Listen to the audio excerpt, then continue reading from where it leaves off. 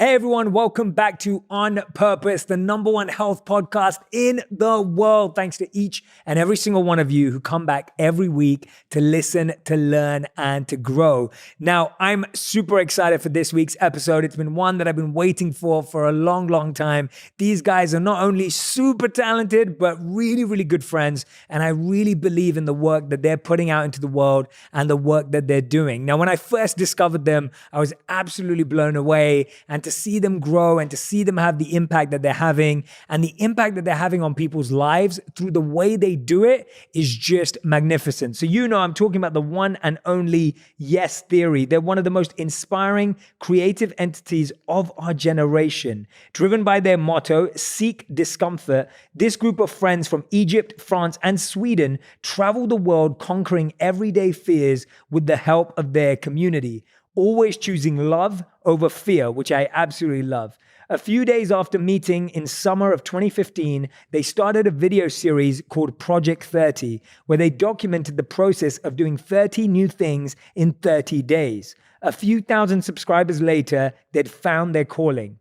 Now, best known for their YouTube channel, Yes Theory is based in Venice Beach, California. They continue to produce unique, adventurous, and inspiring content, consistently putting in over 20 million views per month and more, from tackling insecurities like asking strangers for favors to bungee jumping out of a helicopter with Will Smith into the Grand Canyon. Yes Theory is on a mission to inspire, empower, and unify a community of people committed to reaching their full potential by seeking discomfort. Welcome to the show, Matt, Thomas, and Amar in spirit. Yeah. Guys, it's good to have you here, man. So good to be here, Jay. Thank you for having us. You guys are so epic. Like literally, like the stuff you put out is just, I'm like, I wish I was part of the crew, you know? Like that's how I feel. Like you're welcome anytime. Yeah. Really? Yeah. We should take Jay on something. Do you have a big fear that you've been trying to conquer? I would love to figure that out with you. Like that would be fun to figure out, like, what is my real fear? Because I feel like half the time, I don't think when you start breaking down a lot of fears,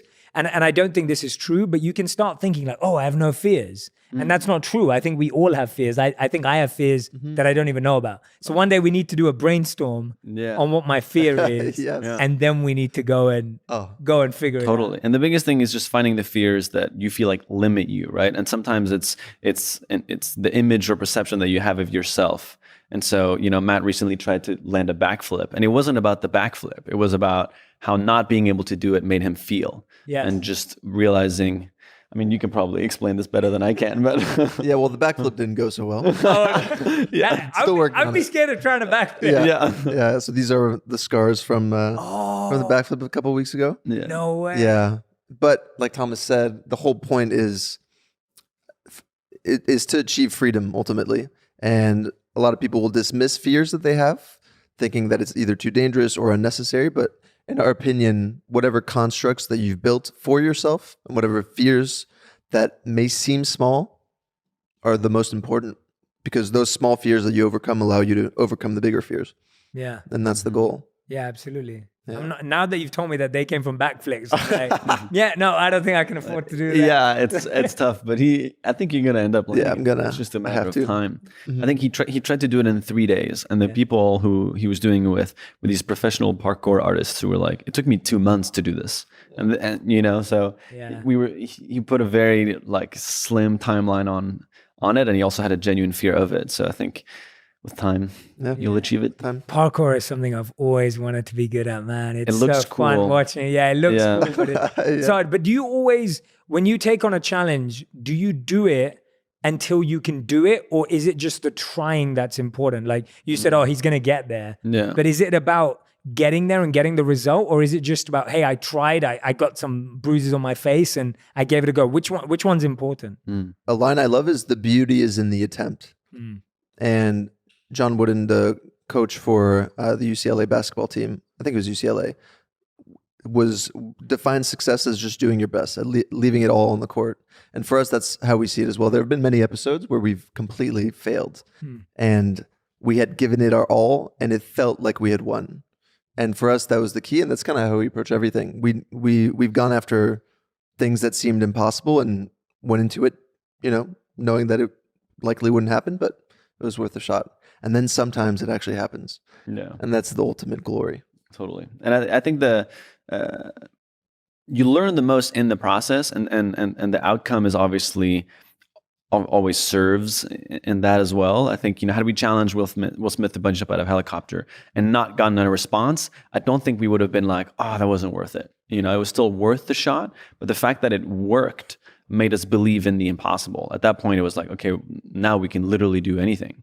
And so I think there's value in both, but not succeeding is not always the most important. Yeah. Or succeeding is not always the most important outcome. Yeah. I love what you said there, though. How fun is it when something happens in your life which you never ever imagined would be possible? Yeah. And then as soon as it's now possible, now you start actually believing in the impossible, right? Exactly. Like, so for you guys, was that moment the Will Smith bungee jump for you guys? Or was it before that when you started seeing all the audience come through? Like, what was that moment where you were just like, whoa, like we just did something that we never imagined was possible? Was it like that? And then you started to feel like, oh, now we need to think bigger and bigger and bigger. Mm-hmm. I feel like the very first moment we had a video where we signed Chelsea players to our soccer team. This was day 19 of knowing each other. So this was exactly, beginning of Project 30. And we had this idea. We found out that the Chelsea FC soccer team were staying in this hotel, and we were like, would be hilarious to like rip up a fake contract and then ask them, do you want to join our team? Because we had like a little soccer team, and we were like, it'd be amazing if they would just sign this. And then we went after it and snuck into the hotel and got them to sign, and then put it up, and it went on like Lad Bible and all these kind of like soccer pages, football pages.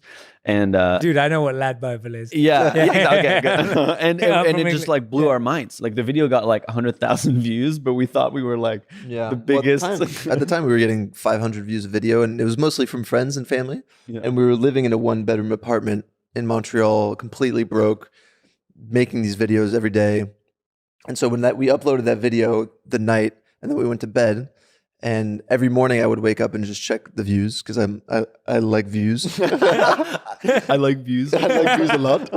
And I'm gonna make a meme out of that. Yeah. I went to the video, and it had 1,000 views, and we never had 1,000 views ever. So immediately I'm like, this is crazy. And I click refresh, and it went to 3,000 views. And all of a sudden I'm in my boxers, and I get up and I shake the boys awake, and I'm like, boys, it's going viral. It just went crazy. Yeah. And it was just such a wild experience seeing this thing just gain life without you even touching it at that point, Yeah. Like virality was we had never experienced it. So to see your creation being experienced by so many people was such a fulfilling experience. Like, and then it gave us so much motivation, and it truly made us believe that like we could really bring our content to the world. Do you remember the players that you signed? John Terry and Nemanja Matic. Yeah, I know. I'm a huge soccer fan. So are you at Chelsea? I'm a Manchester United fan, but I know exactly. Oh, I need to watch that video. I don't think I've seen it. It's pretty funny. It's like, I need to watch that one. It was one of the first ones we made, and it kind of made us.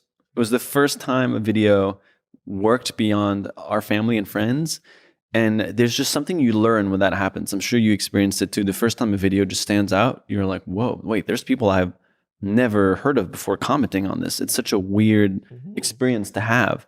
And I think that really, there's been like moments like that throughout time in the past 5 years we've been doing this that just expanded like what we thought was possible, right? Like that was like the very first one. The very first one was just starting and making the first video and clicking upload, and then seeing that. It's like, oh, wow, we have a video. It's up on the internet. Wow. And then second, and then third, and then 17th day we do this, and that happens. And then I think just... Was it 17th or 19th? 19th, maybe, probably 19th. but basically like it's the powerful thing with that experience is you just challenge what you expect from yourself, and then you can start pushing that and becoming a better filmmaker and becoming more creative. It's been an amazing journey just learning. And you learn as much from the failures as the successes, but there's just something that happens when it does work that makes you just want to push yourself even more and get excited by the challenge of filmmaking and creation and understanding how the internet functions, and also creating a piece that people really connect with is exciting, because then you're like, oh, we really hit people with this one. Like people were excited to watch this. Yeah. So absolutely. I remember when I felt that when you guys fooled the world, and I was seeing it everywhere. And then when I saw you guys did it, it was the Justin Bieber burrito thing. Mm-hmm. And I was just like, I couldn't believe it. I was so impressed because I think I already was in touch with you guys then. Yeah. I think we were already communicating. Yeah, we were. And then I remember seeing it and I was just like, oh, no way. Like, no way did they do that. So, no, you guys are genius. Like, it's not easy. Anyone who's, the way you guys do, the way you guys think about your ideas, the way you make videos, the way you build it up, the way you go, I mean, it's genius, man. It's really strong. I want to hear about both of your personal journeys of personal growth before Project 30 and Yes Theory. Like, I want to know, what was it in your own life that brought you to make this content? Because let's this could have very easily just been fun content, prank content. It could just be like that, but it's not. It's about seeking discomfort. There's a message. Like, you all believe that there's a rule behind your work, that it has to be centered around meaning and it has to have impact, right? It's not just, oh, let's just make some fun videos that get views. So tell me about your lives independently before Project 30 that already had that kind of mindset. Yeah. Either of you. Yeah, well, I was never really into entrepreneurship or filmmaking or any of that as a kid. I was more just into adventure with friends. And the one memory that I remember was every summer I would go to France, where I'm half French, half American. So in the summer I would go to France and my friends would stay back in the States. And while I was in France, I would come up with a list of like 20 fun ideas that my friends and I could do when we get back, whether it was like going bungee jumping or going on this road trip 3 hours away. And I would write the list and I would remember sending it to my friends and them kind of not wanting to do it and just kind of wanting to hang out in our town. And I remember how frustrating that felt to want to go to all these places and do all these things and not have people really align with it. And so I ended up in high school and my first year of college. And I love these people, but it was mostly people who wanted to kind of stay in one place and party a lot and have a good time. And I kind of got stuck in that environment, the party, like the constantly partying. And then when I was 19, after my first year in college, I went on a trip with my family to Russia. And while we were in Russia, I read Richard Branson's autobiography, Losing My Virginity. And I remember reading it, and when he was 17, Richard Branson started his first ever company. It was a student magazine. And he built it up over 3 years to be the biggest magazine for teenagers in all of the UK. And the way he described it, working with his friends in the basement, grinding every day on phone calls, like trying to convince advertisers to pay money, and how eventually after a year, he got his first advertiser, and then it grew and grew and grew. And the excitement of that was so much more thrilling than what I was doing. And I became obsessed. Like, I needed to start a company somehow. And so when I got home after the summer, when I got back to college, I kind of just quit partying. I just didn't want to go out anymore. And I just bought every entrepreneurial book that I could and just dissected everything that these guys and women were doing. And over the next 3 years in college, I tried to start several businesses with different partners. And the first few didn't really work out. But then the last one that I did was a clothing company where we would partner up with street artists from around the world, and we would give back to the homeless in their cities. And that project ended up being my biggest one at the time, and it got the attention of my university. We had a lot of students who were ambassadors. And Thomas was a student at the university, and his class did a marketing consulting thing on my company. And it was him and 3 other students who consulted for me for a semester. And I met him the first day that I met him. They had this like pitch ready for my clothing company. But the one thing that actually stuck out was a story that he told me about sneaking into a big concert like that he loved, of this artist that he loved. And his storytelling instantly captured me. And he had a small YouTube channel at the time. And I instantly went after the meeting to check out the YouTube channel. And I was just so enthralled because he was actually the first person that I'd met that had that same obsession with creating something and sacrificing everything else for it. I'd never met anyone that was willing to grind 24/7 to make something happen. And so we connected pretty much instantly. And after he told me all of his story, it was just like, yeah, let's do something together. And I'll let you explain your story. That's amazing, man. Thanks for sharing that. I hope I hope everyone who's listening and watching can just hear themselves in that experience, because I think everything you just said, there's so much of it that we can all relate to, whether you're just lost in the partying world, or whether you feel you're wasting time, or whether you feel like maybe your current friends don't want the adventure life that you want, or, all of those thoughts, but showing that when you're seeking it, you find it, you find and connect with the people. So let's hear yours. Totally. No, that's super interesting. I didn't even know about that story of your friends. Yeah, I didn't know that. Way to whip it out. Podcast, you find out. Yeah, that's really great. For me, it was kind of interesting. I grew up in a family where my dad and all my uncles were all entrepreneurs. So my grandfather had moved from Sweden to France for a job at Tetra Pak, and when he was 50, he got fired. And my dad and all his older brothers basically saw their dad go from being like this super like popular, successful guy to being somebody who just didn't have a job anymore for several years. And it just planted this seed in all of them that they never wanted to work for somebody else. Wow. And so I grew up in a very that was like the narrative, in my family, just like work for yourself, like create something on your own. And I never knew really what I wanted to do. Like growing up as a teenager in France, I was like, okay, well, figure that out eventually, I guess. And I kind of ended up pursuing the path of traditional entrepreneurship, going into tech, was like the big thing in 2011, 2012, when I was kind of starting college. And so did that for a while. And in one of my entrepreneurship classes, one of my teacher started his class with, is it worth it to go to the Louvre in Paris, the museum? Yeah. And I was so confused. I'm like, I thought we were an entrepreneurship class. Why are we talking about this museum? And his eventual point was that when you go to a museum far away and you put yourself in an environment that's so different from anything you've experienced before, you kind of transcend your previous perception of reality to some extent, right? Like it's not just about going to see the Mona Lisa, it's about the smell, it's about the people that you run into, it's about the restaurant or the cafe you were at right before, it's about taking a plane and stepping off and being somewhere completely different. All of these emotions and experiences kind of expand your brain and you make new connections, right? And maybe, you think you thought you were going to see the Mona Lisa, but it's actually the thing right behind it that you were blown away by. And that's the beauty of doing something where you get out of your comfort zone. And it can actually be an amazing tool for creativity, for fulfillment, for adventure. It just felt like an unlimited amounts of positive things can happen with that. And I was kind of sitting in that class and it just really struck with me. I feel like everybody walked out of that class and just moved on. And I was like, I have to talk to the teacher more. This just blew my mind. Like I had never really realized that you can consciously seek to get out of your comfort zone to gain value. And so it just kind of like planted a seed in my mind. And like 8 months later, I was making these videos, and initially it was like comedy skits, which were like fine and fun to make about like my experience in college.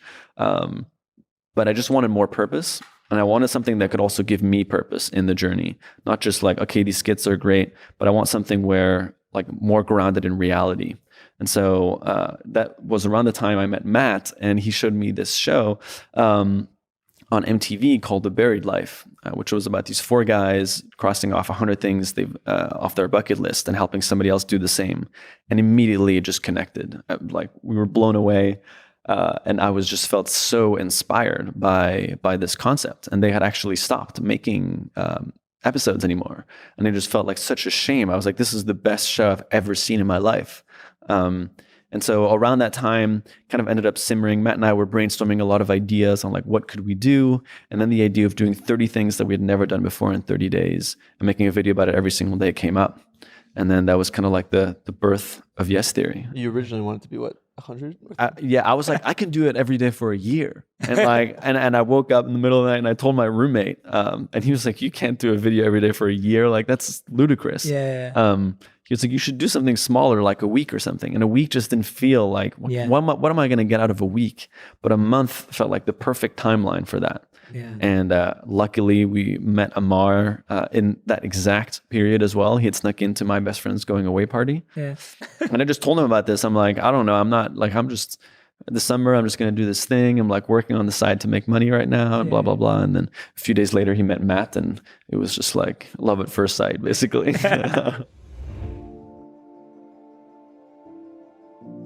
One saying we've all heard so many times has to be, 2 steps forward, 1 step back. To me, I see it as you're still making progress, but there are obstacles that are slowing you down. I believe this applies so much to our health. Many people are sure to only eat organic, high quality, high nutritious foods. But when you ask them if their home cleaning products are safe, most would say, I don't know, or I think so. Again, you don't know what you don't know, and that's why I love sharing what Grove Collaborative is committed to. Many of the all-purpose cleaners you used growing up are full of harmful chemicals that have been linked to everything from respiratory problems to cancer. You don't need toxins to have a clean home, and that's where Grove Collaborative comes in. They understand that living healthy is more than just eating right. It's about ridding potentially harmful chemicals wherever you can, from the soaps and the detergents you use to their cloth you use to wash your face. Grove Collaborative is an online marketplace that delivers all natural home, beauty, and personal care products directly to your door. Every product they sell is guaranteed to be healthy, effective, eco-friendly, and affordable. Take the guesswork out of what products you should have in your home and go visit their site. Me and my wife love receiving products from them and notice that our home is just as clean, if not better. You won't regret it, and it may actually save your health and your families too. Let's stop taking 2 steps forward and 1 step back when it comes to our health. We now know what to and who to go for. Join over 2 million households who have trusted Grove Collaborative to make their homes happier and healthier. For a limited time, when my listeners go to grove.co/J, you will get a free 5-piece cleaning set from Mrs. Myers and Grove in crisp scents like mint or rose, a $30 value. Go to grove.co/J to get this exclusive spring cleaning offer, grove.co/J. Now, this is something many men usually deal with alone behind closed doors and can never speak about in public. Can you guess what it is? I can't hear your guesses, but I'm sure none of you said skincare. Most guys just feel like splashing cold water on their faces in the morning and before bed is just enough. We tend to believe having a skincare practice is potentially only for someone else. Now, I'm not most guys, and I'm grateful to have great skin, but now I see and understand the value of protecting your skin. If you want to look as good as possible for as long as possible, you need to address your skincare routine now. With anything, prevention is much better than finding a cure. If you want to prevent having bad skin that's damaged, Lumen is here to help. Lumen's mission is simple: to help give men the amazing skin they deserve through high-quality, expert-created products delivered right to your door. All of their products are formulated specifically for men's skin and made to target skin issues with maximum efficacy using top-notch ingredients like charcoal, green tea extract, and vitamin C. I love that you can choose from different skin concerns and they come up with the best management system just for you. Some of you know I've been trying their ultra hydrating moisturizing balm for some time now, and I have to say there isn't a day that goes by that I don't look forward to using it. It's just changed the vibrancy of my skin and also its health. It's something that my wife notices that I know it works. Recently started using their anti-fatigue eye patch. I love them because if I ever look too tired from looking at my phone or laptop all day because of meetings, I can simply take a few minutes to apply them and instantly I appear much more fresh and it really comes across. You deserve to look and feel your best, and here's where you start. Go to lumenskin.com/purpose to get a 1-month free trial of everything you need to start your skincare journey at home. That's lumenskin.com/purpose to get your first month free. lumenskin.com/purpose. I love it, man. That's amazing. Yeah, it's good to hear those stories because I think, I just love the fact that you guys found each other because that seems like such a big thing that you all share this fascination with trying out new things, new experiences. And you have this message, which is, if you want something, ask for it, right? Yeah. Like if you don't ask for something you don't know, tell me about how you became so convinced about that message or where that originated from. Because I think we're living in a world where people forget trying things that you guys try. We're just scared of asking for things on an everyday basis. Yeah. Even if it's simple things, right? Even if it's like really normal everyday things, we struggle. Tell us where that came from. Mm-hmm. Great question. I'd actually love to know what you think. Why do you think people are afraid of asking? I think people are afraid of asking because they think it shows their flaws or it shows their weaknesses. Because if you ask someone for something, it makes it look like you're weak and you're in need and you now have flaws that if they say no, then you now think they're going to think that you're not worth anything or that you've lost value. We generally, I'm just thinking of examples like people get scared to ask for what they deserve in a relationship because they don't want to make the other person feel like they have the power to give or not give them something. Or people feel afraid to ask for, they're having an issue with their building or someone in their life and they feel scared to ask for what they're worth because they're scared again. I think we're scared of giving away power. We think somehow that when we're asking, we're giving the other person the power because they're getting the power to say yes or no. It's almost like we've given them the power already. Yeah. Like we've handed over our power to other people. And these people get to decide who we are and what we do. And maybe it comes from childhood, from parents just being very stern. I don't know. But there's it's almost like having a taste of, like the first time you do it, it's so nerve-wracking, whether it's discomfort or asking for something that makes you feel uncomfortable. And then all of a sudden gradually it opens up this kind of freeing environment within yourself where you're like, oh, that didn't turn out so bad. Like I asked that person for help and they were so willing to help me. And then I asked that person, to share my post and they did it right away. And then all of a sudden, not only do you ask for help when you need it, but you're so much more empathetic and you're so much more willing to help other people. And then it becomes this cycle of you helping others and others helping you. And that's how, growth in general happens. Yeah. Otherwise, you're just stuck alone and you're helping nobody and you're not being helped and you just kind of stall. Yeah. It also it attracts the people, it's a great filter too, right? Because like somebody who's going to help you is open-minded and empathetic and kind, most likely. But it also if I was never sharing what I wanted to do, you and I would never have connected. And if you were never sharing what you wanted to do, we never would have found that middle ground. And same with Amar. And I think that the beautiful thing is we weren't afraid to ask each other for help in different areas.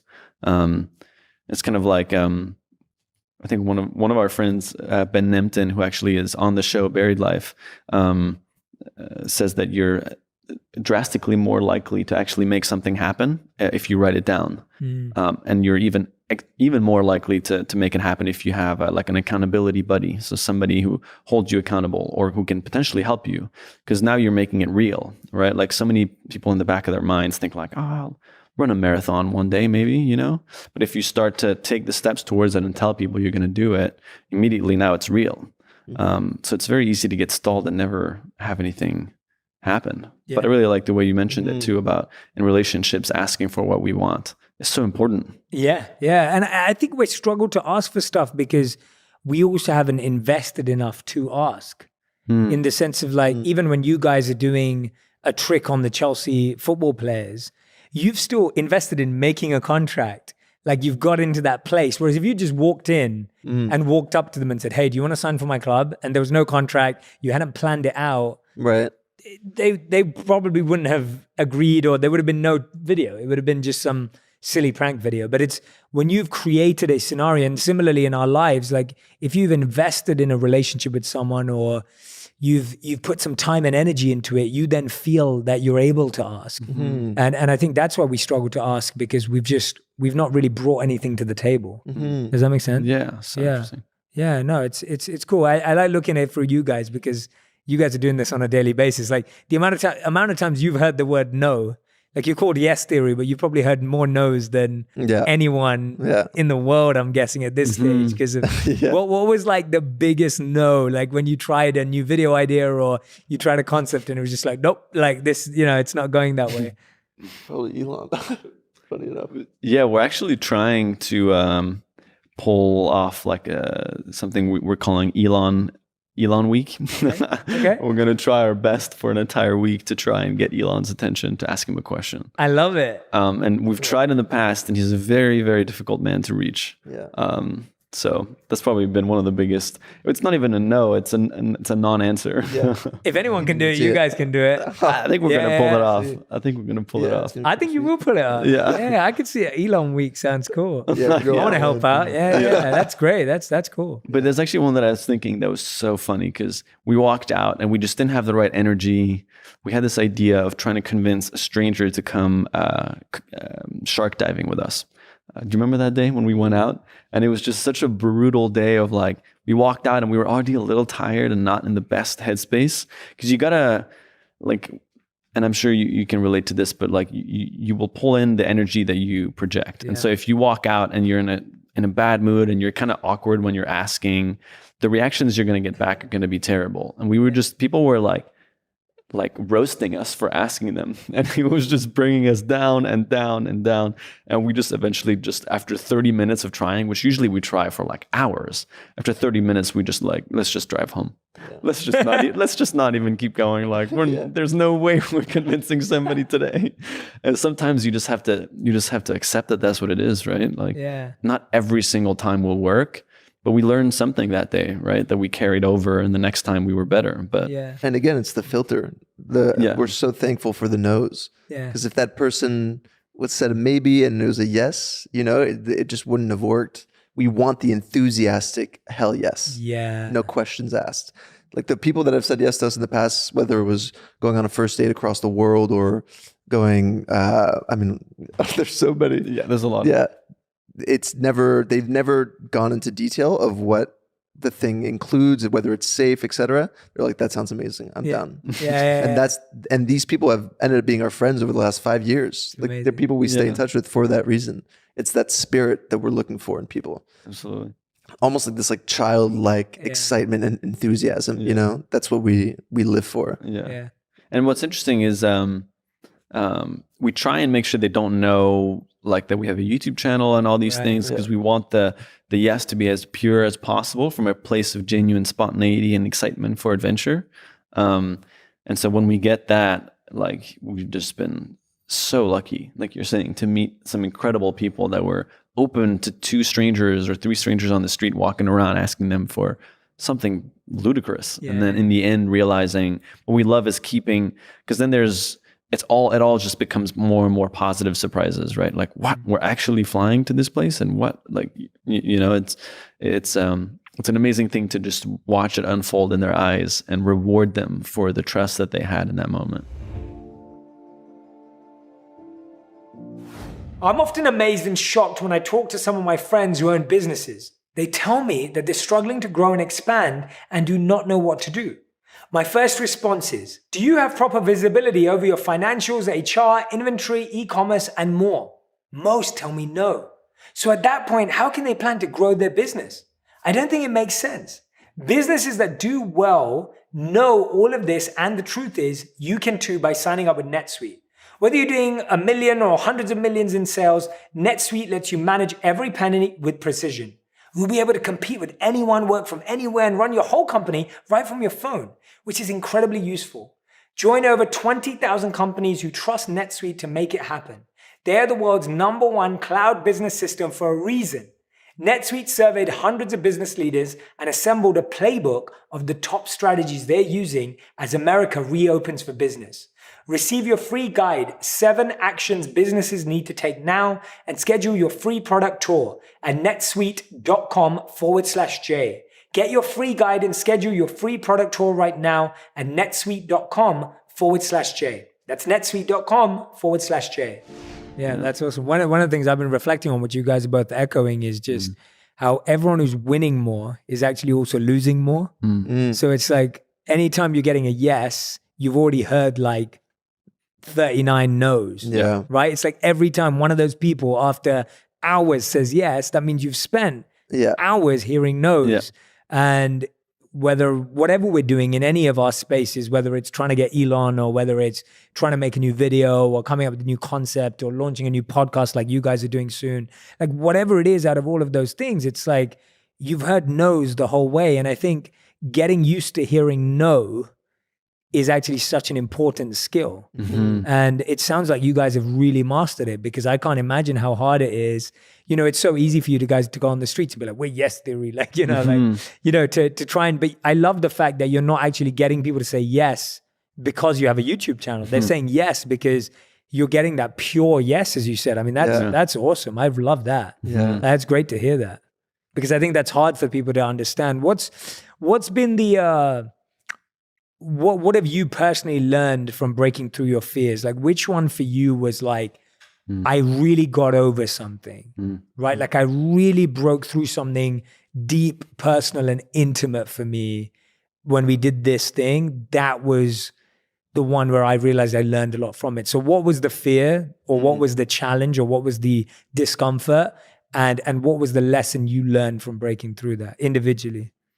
And it can't be together if it's okay. No, yours. Yeah, you can go ahead. For me, probably the most difficult experience that I've had doing this the past 5 years was we went out with Wim Hof Iceman in Poland, and we ended up creating a documentary out of it because the experience was not at all what we were expecting. Like, we thought we were coming out to do the Wim Hof method and learn the basics. And as soon as we got there, he saw us all wearing our Seek Discomfort sweaters. And the first day we're like, let's go cliff jumping in the water. And he's like, okay. And, you know, he's kind of seeing that we're comfortable being in uncomfortable situations. And so he's like, okay, the Wim Hof method is not going to work. Like, this is going to be too easy for you guys.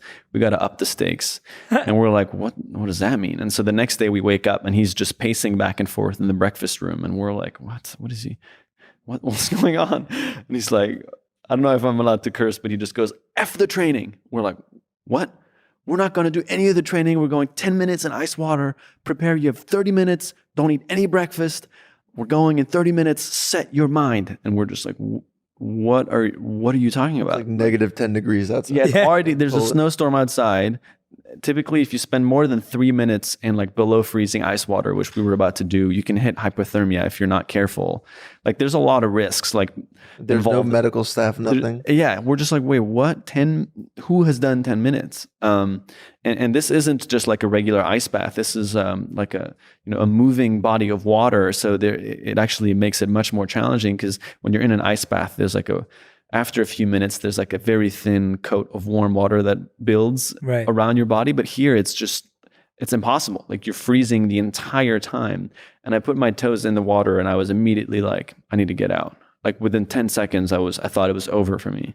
But we walked in all together, ended up doing this, like saying yes to like, okay, let's do the 10 minutes. Let's try it. In my mind, I was like, I'm going to last 2 minutes, 3 minutes. And I'd never been in so much pain, physical pain, in my whole life. And I definitely do not recommend for anyone to try this at home. But I think having these guys around, and then having Wim there, and he saw that I was the one struggling the most, like pushing me and encouraging me. And then in the end, ending up breaking the 10-minute mark and then running back up to the sauna. And it took me a whole hour to like get back to normal temperature. Yeah.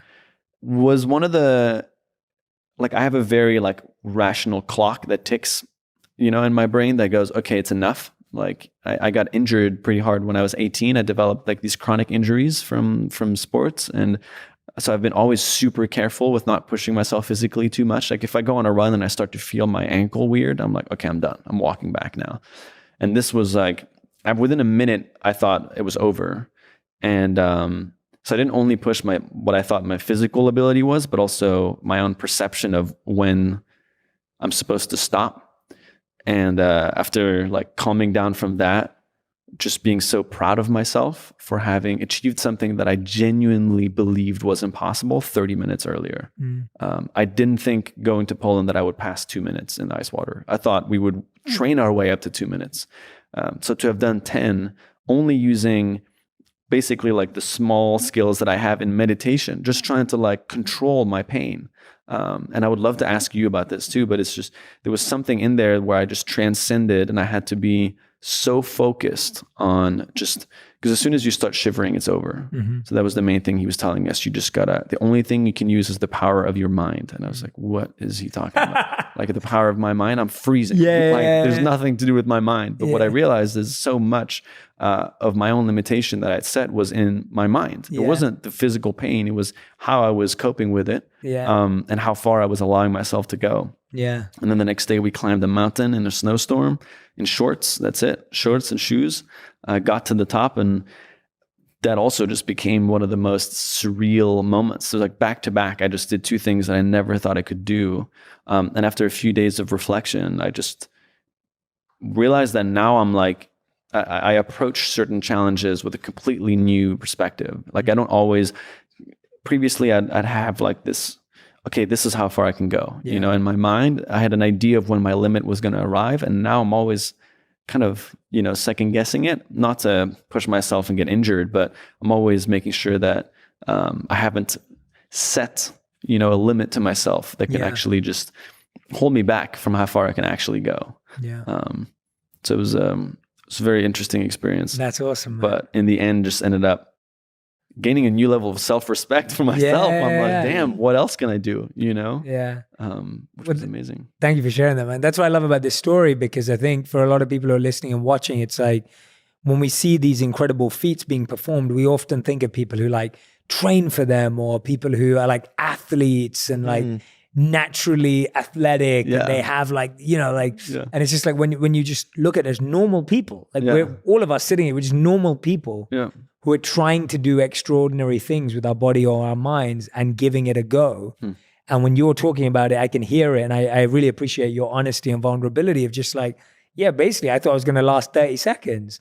And I think that's most of us in so many places. But when I hear you say it, hopefully everyone who's listening and watching is going to be like, oh yeah, if Thomas can do it, like I can do it too, you know? It's like, and I'm not saying, again, don't try it at home, but the point being that you start to be like, oh, well, if he didn't train and he's not, you know, it's not like you're an athlete. It's not like you come from an athletic background. It's just, this is what you could achieve by saying yes. And again, very importantly, being around a good supportive group of people, being with an expert in what he does and being in that space. Yeah, I love that, man. That's a good story. For that same reason that we're so obsessed with community. Because had you been in that water by yourself? No, it's zero, literally 0% chance. Yeah, I think for all of us.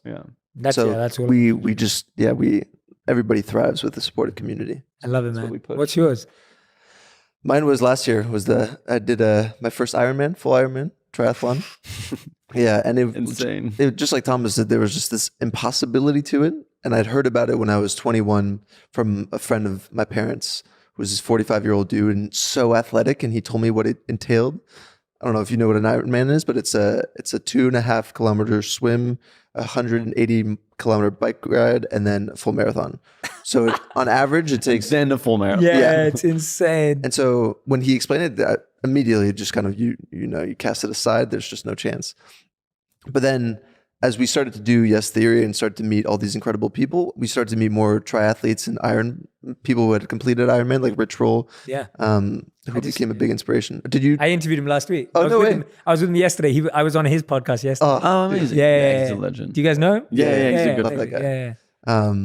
And so seeing these people, like you're saying, normal people who achieved extraordinary things, you start thinking like maybe there's something here, but you don't immediately go for the full thing, usually not straight into the water for 10 minutes. So I started to do a smaller triathlon, then a half Ironman. And then actually on the day of the jump with Will Smith last year, or was it 2 years ago? 2 years. 2 years, yeah. 2 years ago, I met his personal trainer, Aaron, and I'd been thinking about doing an Ironman. And I walked up to him, and I hadn't talked to him ever before. I was like, hey man, I heard you're Will's personal trainer. He's like, yes, I am. And I was like, well, I'm doing an Ironman in May. You should do it with me. And he kind of just looked at me like I was crazy. And I was like, all right, cool. I'll see you later. And then I ran into him an hour later, and he'd thought about it. And he was at a point in his life where he needed something to break constructs and just get out of his shell. And he accepted. He was like, yeah, let's do it. And so within a month, I was training with Will Smith's personal trainer nearly every day, and he was giving me this curriculum of what this would actually entail. And when I'd thought about doing the Ironman, my goal was I just want to finish. 17 hours is the max. If I do it in 17 hours, I'll be so stoked. I'll be the happiest man alive. And then when I started to talk to Aaron said, when you do something in your life as big as this, you should never, ever, ever half-ass it. It should be full commitment because it's going to reflect in everything else you do after. And I never thought about it like that. I always just thought you needed to finish the thing. That didn't necessarily require full effort. But he explained that the reward is in the practice. It's not in the result. And so for 8 months, this man just grinded me down. Like you can, to pebbles. I was just every day woke up at 5 a.m. feeling broken and having to go for a 2-hour run and then a 3-hour bike ride, So by the end of the 8 months, and this required me to take time off videos and traveling, which sometimes is very frustrating for these guys. Yeah. But I told them it was worth it. I was like, guys, this is going to be worth it. And then on the day of the race, Aaron and I had decided that our goal was to do it in under 12 hours, which is below, it's the top quarter of the people that finished the race. Whoa. Which, having never done a full one, I was just like, this is ridiculous. And with no sleep, because you don't sleep the night before, you're so anxious and you have to wake up at 3:30 a.m. to get to the starting line. How many people do it? 2,000 did it in that race. I think 40 to 50,000 do it a year. Okay. And what's amazing is it's people of all ages, and like there's 21-year-olds and there's 70-year-olds that go for it, and wow. Each have their own respective goals. But so when I did it, and what ended up happening was I did the swim, then I did the bike, and then on mile 10 of the race, which was about 10 hours in, my body just completely shut down, and I started to cry and started to walk. And after 8 months of training, I was so mad at my body. I was like, how could you do this to me? And then as I was walking, and other people around you are collapsing as well, so you're like, I guess I can just give up here. What is it? 16 more miles to go. There's just no freaking chance. And then I actually thought about Amar, who had done a marathon without training the year before. And he told me that halfway through the race, the same thing happened. And that he decided that every mile from that point on, he would dedicate to somebody that he loved, and he would imagine them running by his side. Wow. And so remembering that and remembering everything Aaron had taught me, I slowly started to get back up and slowly started to run. And every single mile was, first I imagined my brother, then I imagined Thomas, I imagined my parents, I imagined my friend Steve, I imagined all these people who especially supported me the last 8 months. And like, I'm crying and I'm running and I'm just full of sweat and people are just dying next to me, like giving up. And I just have these people in my mind and I refuse to think of anything else. And what's wild is if you look at the time, I actually speed up the second half of the race faster than I was the first half. So these guys were tracking me, and when I was hitting that mile, they were like, oh God, he's stopping. And then they were like, oh, wait, what's, he's picking it back up. And it was because of that community. And so on the last mile, by that point, I'm just completely ruined.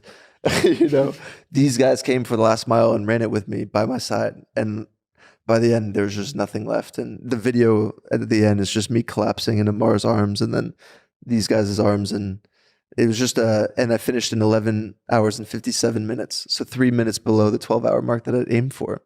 And it was the first time in my life that I felt like a winner.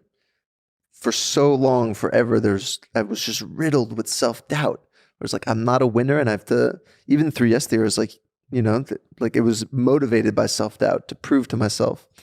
But it was me. Like I had to prove this was just me. And yes, with the support of the community, but it's all in my mind. And to be able to hit your goal under 12 hours and see it visually, and physically has, completely profoundly changed my life. After we went to dinner, I went to dinner with Aaron and I hadn't really thought about the whole thing. I was just happy it was over. And he walks up to me, and by this point, he's like my best friend and my partner, he's just my guy. And he just pats me on the shoulder and he's like, hey, buddy, just so you know, those 3 minutes are going to change the rest of your life. And I just, stood in silence. I was like, wow. And it's been 8 months since that day, and so many parts of my life have changed because of it. so many things I thought were impossible have changed, whether it was with relationships or goals that I had, or even something like approaching a backflip that I never, there's just small things and big things, because I finally was able to prove to myself that I could win. It just changes your identity to go through that discomfort and to come out successful. It's the most blissful, beautiful, freeing experience that a human can possibly have. So to chase that discomfort that's why we preach it, because that's what creates freedom, And even for somebody like you, I'm sure writing a book has been a thing that you've wanted to do forever, for example, and so many other things. But to actually have it in your hands, be like, I made this thing, and it's probably going to be number one New York Times bestseller, baby. Like you did this, and these are physical manifestations of what we're capable of. Yeah, and the reason something like a yes theory or seek discomfort never gets old is because the challenge just continues. What else can I do is the question. And, there's opportunity everywhere. It's endless. And that's what makes life so goddamn exciting. It's like a playground for all your dreams, one after the other, if you tackle them. Yeah. It's the most beautiful thing. And that's that's like our fuel, Yeah. Yeah. That's a great story, man. That's beautiful hearing it from your mouth in that way. It's like I was there with you, on the phone. When I was hearing you say that, I really felt like I was there with you. And I love that the fears are different. What you find easy or hard is different. Like, as humanity, like we all find certain things really easy and simple and natural and effortless. And there are certain things that we find hard, and it's different for different people. Yeah. And we don't have the same challenges, and we don't feel the same discomfort. Like for some people, 100%. Sitting in cold is easy. And for some people, sitting in heat is hard. And for some people, whatever it is, it's different. And I think it's wonderful that you all like let yourselves, you gave him 8 months off from making videos to go and test this. And, and you had a different test. And this may be because when I hear you guys talk about this, there's camaraderie, there's friendship, there's brotherhood, like there's respect. Like when I hear you all sharing the stories today, and when I watch your content, it's not like a dare, right? There's a difference, and it's subtle, but it's something that I really want to bring up, is that I don't feel like you guys are daring each other. It's like you're like cheering each other on. You're like wanting the person to win. Yeah. Tell me about the difference between a real discomfort challenge versus peer pressure. Because I feel like there's a difference, and I feel like you've built a community around really challenging yourselves and rooting for your friends and brothers to win and sisters to win, and you're really rooting for each other. Whereas I feel that in the same way, we often experience dare culture or like peer pressure culture, or like force culture. And I know for me that force culture has always made me back away from challenges. Totally. Whereas the brotherhood has always made me want to challenge myself more. So tell me about how you've been able to understand the difference and how you've been able to focus so strongly on the positive one. Yeah, that's a great question. Yeah, that is a great question. I think the intention behind it is the most important thing. Like, why are you, challenging this person to do it? Because if it comes from a place of like, okay, I'm going to humiliate this person, or I'm going to, put them in a position that's going to make them feel really bad about themselves, like that's terrible. You know what I mean? Like, or if you're doing it only because you think this might get views, or, if you're doing going down a cart and, in a staircase just because you think it's whatever, it's, that never sits well. Whereas if you're like, okay, I'm going to give my friend 5 minutes to prepare for a stand-up set and sign him up without him knowing, that's a whole different thing, because it's coming from a place of, yes, there's an element of cheekiness, but it's also like a belief that doing this is something that has an element of growth. Like being up and bombing and then coming back down is an experience that is in the moment painful and not great, but in the end, you've now experienced what it is to not do great. And then from there, like literally anything else on stage is not going to feel as bad as whatever that was. There is always something to learn there. And with everything we do, if we ever put each other in uncomfortable or difficult situations, it always comes from a place of love. It comes from a place of, I think, this person is actually going to benefit from this experience. There's, would you agree with that? It's the intention. So was it loving when you sent me to Miami to take the world's longest bus ride? Yeah. Was that love? So I booked a ticket for him and his brother. Yeah. And then 2 of our British friends to take the longest bus ride in America. Yeah. And, On a Greyhound. on a Greyhound. Yeah. Yeah, that wasn't love. Yeah. It didn't feel like love. Yeah. But it turned out to be an amazing bonding experience for you and those 3 guys. And then you also got to see the country that you're from. Yeah. In a completely new lens, right? I remember your brother came back and he was like, that was actually really cool. Which is, there's always an unexpected thing that happens, a magic that kind of comes to play when you put yourself in that kind of situation. And we sent Amar to Czechoslovakia with blindfolds on when we were in Europe, and he had to figure out his way back with $0. He didn't know what country he was in. He didn't know what country he was in. Slovakia, I think it was. How did he do Slovakia. that? So first thing, he walked up to people and asked, like, what country am I in? And people were so confused. They were like, what do you mean, what country are you in? How did you get here? And he's got a blindfold on. No, so he was able to take it off. Oh, he's allowed to take it off. Yeah. He took it off.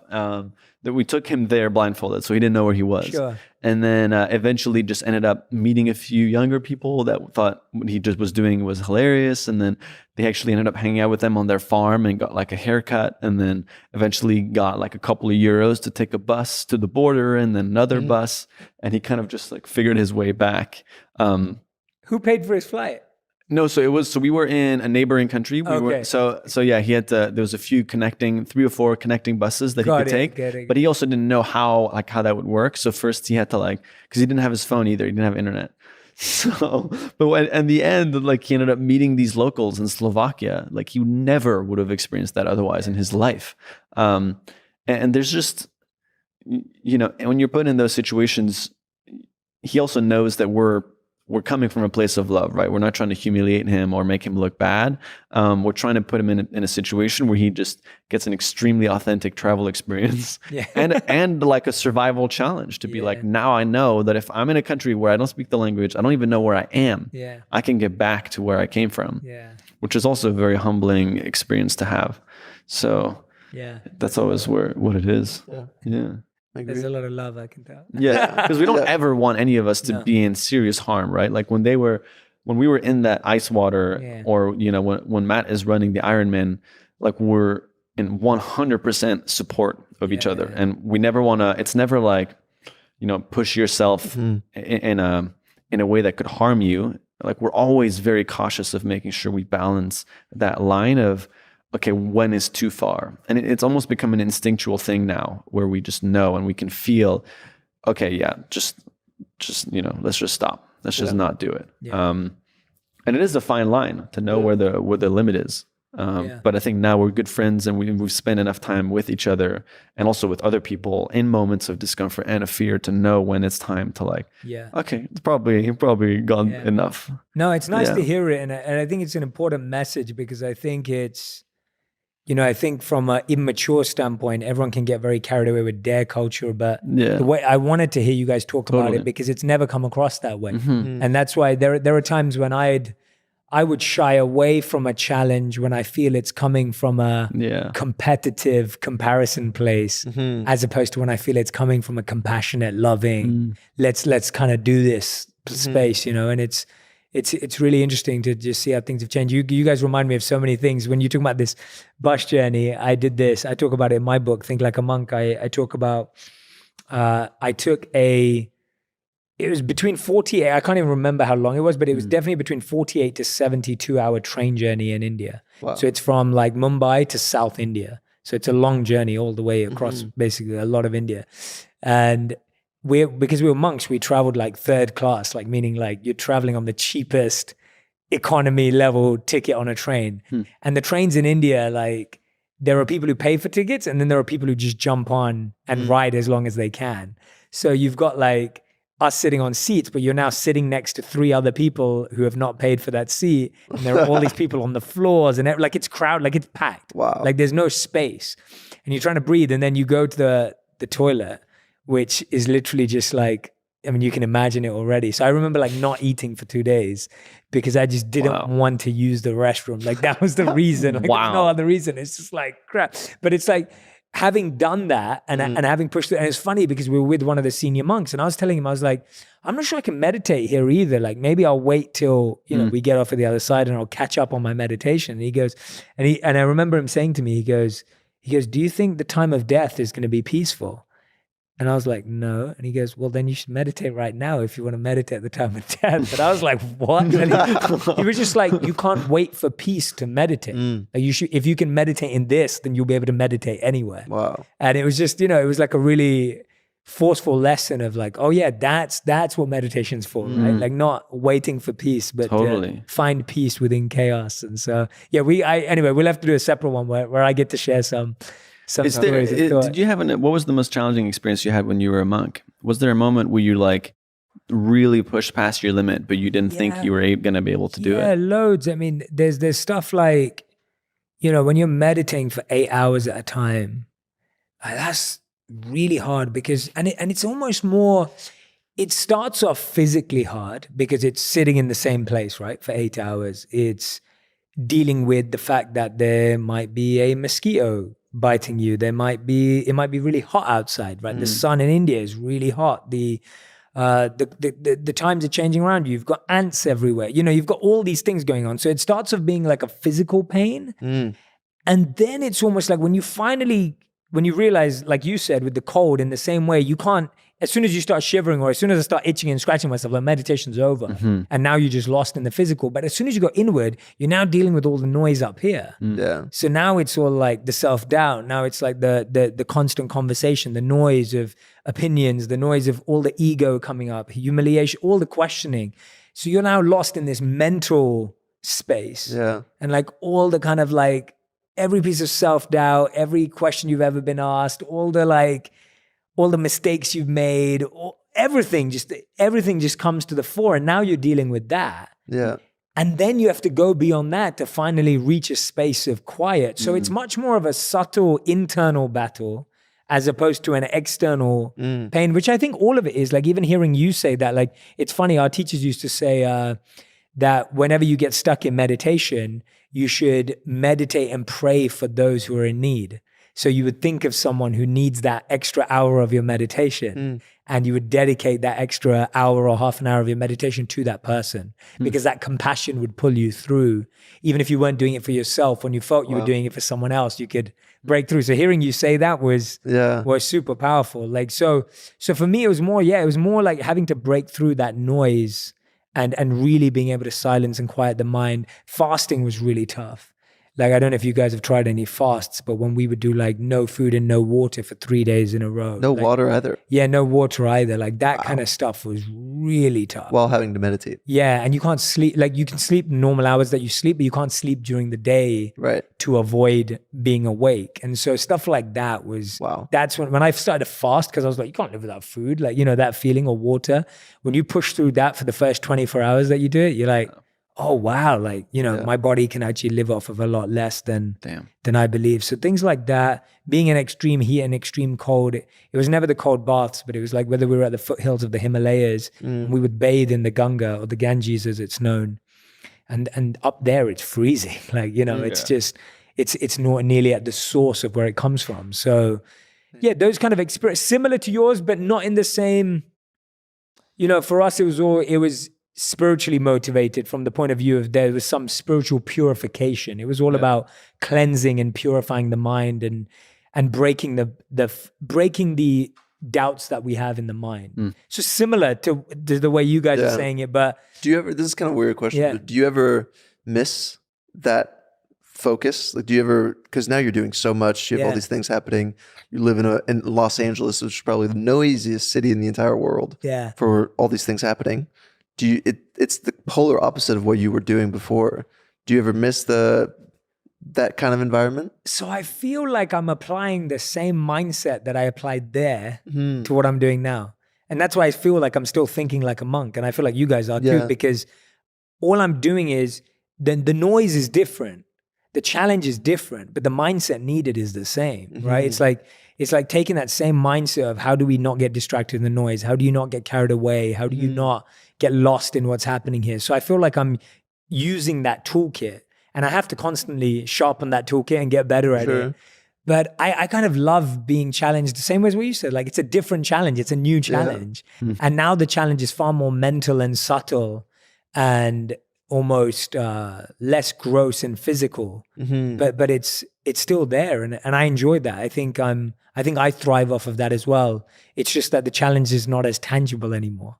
It's not necessarily breakthroughing a number of days or a number of minutes, but it's like breaking through like your ego, which is really hard. Yeah. And painful to look at. Yeah. It's a tough one. So it's that kind of, it's that kind of challenge. So no, I feel, sorry, man. I just feel like, I feel like it's a different challenge. Yeah. Do I miss, I go back and stay with the monks again every year. So I still do that every December and January. Me and my wife go back and we spend 2 to 3 weeks meditating again for long amounts of time and with the monks and everything. So I kind of get to relive it. And I feel like the challenges I have now make me more grateful for those experiences. Yeah. So, yeah. Yeah. It's amazing. You have more experience with that stuff than all of Los Angeles, actually. Yeah. And so do you with everything you've done. Okay, that's good. I could talk to you guys for hours. I know you guys have got to leave soon. So I feel like we need to do a part 2 as well. Yeah, that would be great. This has been amazing. Like, I have learned so much from you guys. I already respected you guys like up here, and now my respect for you guys is just gone through the roof. Like, I already was in love with you guys, and now I'm like more in love with you guys. And it's like you're special, man. Like, I love what you guys are doing. Like, and I love how genuine, sincere, and deep you guys are about it. Like, I think that's what I love about it the most. That your intention is so good, and that's why so many people are in love with you guys. We picked out this fan comment and appreciation. I'm sure you get tons of these, but we picked this out because I wanted to share it with you. So these guys were one of the main reasons I overcame depression and anxiety a few months ago. I suppose my story relates most to what Thomas was saying at the end, that yes theory is not about quitting your job or dropping everything, but just about making time to do things that take you out of your comfort zone. I mean, how does it feel when you hear people breaking through like depression and anxiety? And I'm sure you've had, all sorts of feedback. Like, how does that feel when you hear that? Relatable, because we struggled with both of those things a lot. And the reason we're so obsessed with the message is because it's been a path for us as well. So I see myself in a message like that completely, When we first met, we were anxious messes trying to figure out life, and we still struggle with anxiety, and obviously meditation helps, being around people like you helps, and discomfort helps. And that's why a person like that not only benefits from, the content and watching us, but from the community that they create around themselves. And the only reason we've been able to do what we do and grow as people is because of our community. So it's every single time it's just like, damn, that's me too. Yeah. I'm, we're in this together, baby. Yeah, absolutely. Yeah. And it's an amazing byproduct of what it is that we're creating. And we're so grateful that we're making videos that can touch people in that way. Because as Matt said, like, anxiety has been something we've struggled with, and Amar struggled with depression. So to be able to give people something that gets them out of that headspace, or at least makes them realize that it's possible, is the most rewarding part of everything that we do. And do you feel that your service is also your antidote to that depression and anxiety? Absolutely. Like, do you feel like what you're doing is what helps you get through it? Or what are you guys using to, apart from meditation or being around the right people, what else are you guys doing to get through that yourself? I think other than the classic, exercise, therapy, all that. Which is all important stuff. Yeah. Much needed. Yeah, I mean, I feel like if people don't have a great morning routine based around, for us, it is, Matt got me into meditation and exercise, and then, weekly therapy, and then just journaling as well. All of these basic things seem quite simple, and you hear them everywhere, but there's a reason why everyone says they're beneficial, right? It's because it actually does make a difference. So for me, like, giving myself time in the morning to do it too. So I'm not just rushing it to be like, okay, I'm going to meditate 5 minutes and then exercise 20 minutes, but rather like being intentional with it has made a big difference. I think honestly challenging who you think you are, like finding ways to challenge these constructs that you've built in your head. Like, I am a depressed person. I am an anxious person. No, you're not, but you're doing all these things that reinforce that story. So how do you shift that story? And honestly, doing extreme challenges for yourself you start to question all these things you've told yourself your whole life. That's why it's so important to do something in like that really you think. And this is coming from someone who is anxious. Yeah. And who's said, I am anxious all the time. Yeah. I'm an anxious person. I used to tell myself that I'm an anxious person. And it's like, no, shut up. Shut up. Yeah. But then that's the first step of being like, there is a version of me that can experience less anxiety and also accept the fact that anxiety is a part of the scope of emotions that everybody in the world experiences. And if, with intention, create the right habits to limit that, then you can actually end up on the other side feeling much more fulfilled and calm and grateful every single day. Yeah. So, nice. Yeah. Amazing, man. You guys are brilliant. I could dive into so much more. We definitely have to do a part 2, but we end every podcast with 2 segments, fill in the blanks and the fast 5. So we're going to start with fill in the blanks. So each of you get a chance to just fill in the sentence. So amazing. Content creators are? I'd say winging it. Winging it, yeah. Like everybody else. I guess so, yeah. Okay, nice. Good answer. All right. The internet is? Either of you can go. Messy and beautiful was what I thought at the same time. Beautiful disaster, yeah. Okay. Seeking discomfort doesn't mean? Recklessness. I would agree with that. Okay. Yes theory at its core helps people become free and connected. Nice. What impresses me most about humans is their ability to overcome challenges, redefine themselves. Awesome. I always say no to. First one I thought it was pointless parties. That's a great one. Yeah. Definitely no to pointless parties and no to anyone who doesn't make you feel free. Nice. Change your life by saying yes to small things like? Cold showers. We did a lot of those. Yeah. And journaling. That's the new one for me. Nice. Yeah. Journaling's huge, man. Yeah, that's awesome. Okay. You can choose love over fear by? Being kind when it isn't convenient. Realizing that it's a choice. Nice. Amazing. That was good, guys. Fill in the blanks. Okay, these are your fast 5. So these are fast 5, rapid fire, quick fire answers. Okay, the last kind thing you've done for a stranger. I'm guessing you guys do loads. There was a homeless guy sitting on the side of the street and I wasn't going to stop. I biked past him and then his cart fell on the side of the road. I was just like, and my instinct was I'm too busy. I got to go do my thing. And then I turned around and I asked him if he needed help. And he was like, yes, please. Like immediately he was like, thank you. He couldn't lift it himself. Yeah. So I just helped him get up and then I saw he was walking to Subway. So I just offered to buy him the dinner. And he was just super grateful. And I came seconds away from just talking my way out of it, but very glad that I did. Awesome, bro. Matt? Yeah. Our most recent thing that we did as a group was renovating in a lady's house her backyard, that we met because someone said that she was the kindest person that they'd met. So that felt really good. Is that video out yet? Yeah. Oh, nice. Okay. I need to check that out. Okay. We'll get everyone to watch that. What have you been chasing in your life that you no longer pursue? What's been something that you've been like chasing that you now realize you're not chasing anymore? Matt, your face. At least something that I'm trying to pursue less is too much weight on approval of others, but trying to always check myself. Am I doing this for myself in a place of growth, or am I doing it because I want somebody else to think that I'm something that I'm not? Yeah. I'm trying to pursue less of catastrophizing. It's not the end of the world if certain things don't go right sometimes. Yeah, for sure. Yeah. All right, cool. As an anxious man, I can relate. The third one, the one video you'd love my audience to watch and why? One of your videos that you'd love my audience to go check out after listening to this interview. I think the 2 that we mentioned, Iron Man and the Wim Hof documentary. Yeah, those are great. Yeah, we're very proud of those. Great. All right, guys, make sure you go check those out. I say.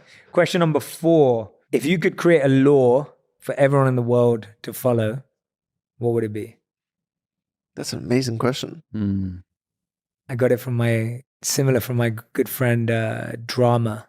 You know Drama? Yeah. Mm-hmm. Yeah. So he asked me a similar question. So we adapted it.